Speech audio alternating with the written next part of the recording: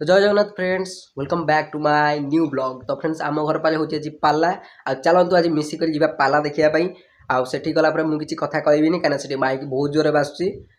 बाकी चलो सेठी पहुंची देखौची किंतु ता पूर्वरु आपण माने कंजूस होचंती जमा लाइक करनाती लाइक टे करंतु आ कमेंट रे गोटे थरो जय जगन्नाथ लिखि दियंतु। चलो सेठी पहुंची देखौची।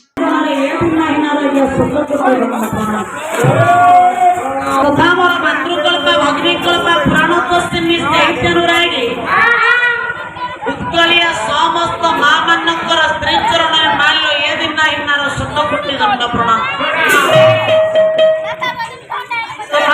समाधरी समामरी समस्त जीवबंधु आसंता काली भविष्य आसंता काली संपूर्ण आस्थार लोक छोट छोट भाई भौणी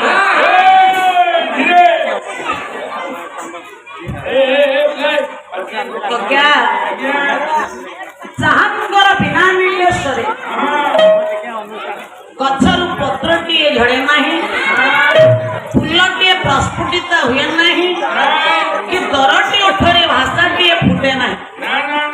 जहांगर हेतुक करुणा स्वभावरु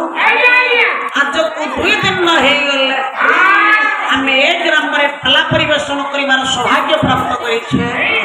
से परम प्रेममयंगर चरणारविंदरे भक्तिपूत नैवेद्य बाढ़ी माऊ उत्कल भारती पाला गायिका कलाकार परिषद को हार्दिक अभिनंदन ज्ञापन करी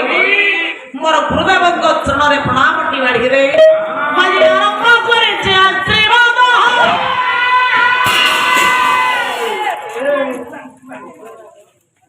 आज्ञा माल्य सांस्कृतिक सेविका भाव में हो ना सांस्कृतिक गायक भाव हो मो बापा आपण मैंने सीना आप कल्याणकारी हे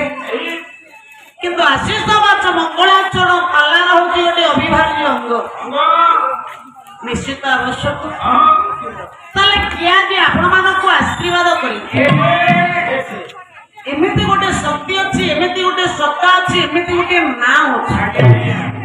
जहाँ कि भातिक चिंता चेतना पठन कले रटन कले मनन कले समस्त दुख दुर्दशा खंडन हो किए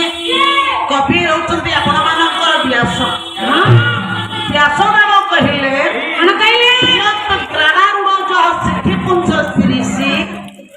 भेट धतल चापड़े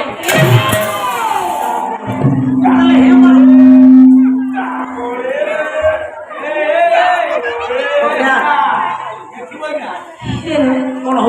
मुझे जानी तुम्हें तक मारी उठे भी